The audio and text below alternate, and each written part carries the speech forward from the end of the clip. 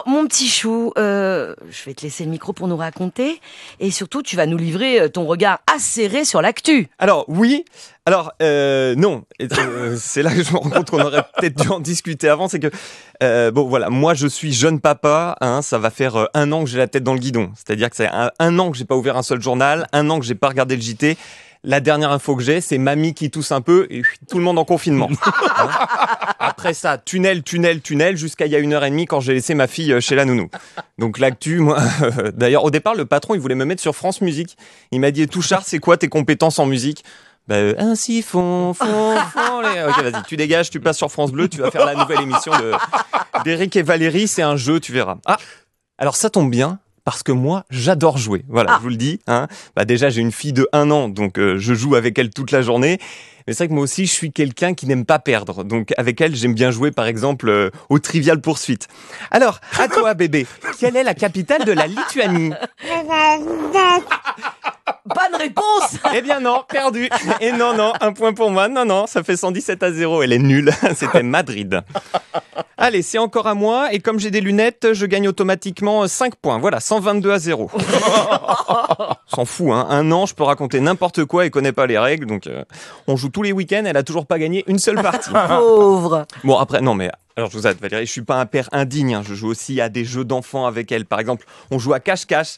Allez, je compte et tu vas te cacher, mon bébé. 1, 2, allez, 1000. Oh, bah, tu t'es encore caché au même endroit, au milieu de la pièce, là où je t'avais laissé sur le dos. Pas obligé. Non, mais 1 an, elle sait pas marcher, hein.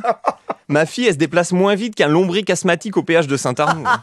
C'est lamentable. Après, il y a des jeux, mais je l'adore. Il y a des jeux où elle est super forte. Voilà. Par exemple, le grand jeu de jeter de la nourriture par terre le plus loin possible.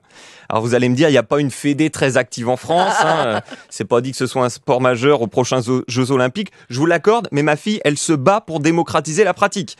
À domicile, en extérieur, et même ici, je vous l'amène la semaine prochaine. Elle vous repeint le studio avant la fin de l'émission. Hein. Hop. Ah ouais, c'est vrai que ma fille, elle est très expressive. Tiens, d'ailleurs, voici sa réaction quand je lui ai dit ce que j'allais faire cette semaine. Et bébé, tu sais qu'à partir de mercredi, papa, il sera sur France Bleu dans la nouvelle émission de Valérie et Eric.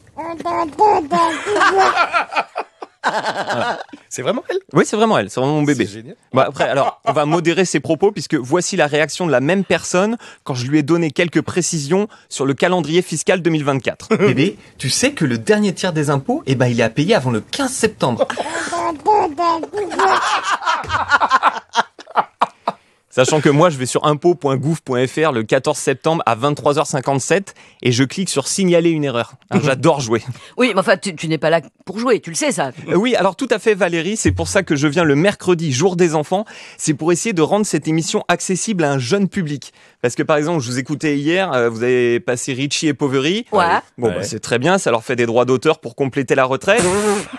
Mais bon, c'est vrai qu'à l'époque, Internet était en noir et blanc et on appelait ça le Minitel. Non mais attends, ça va, on passe aussi plein de chansons récentes. Par exemple, aujourd'hui, dans l'émission, tu vas voir, on a Pierre Garnier. Oui, Valérie. Oui, je suis de mauvaise foi, vous n'êtes Voilà. pas en train de m'apprendre quelque chose. Hein. Je vous rappelle que je joue au Trivial Poursuite contre un bébé de 1 an. L'édition 1993 en plus. Question actualité.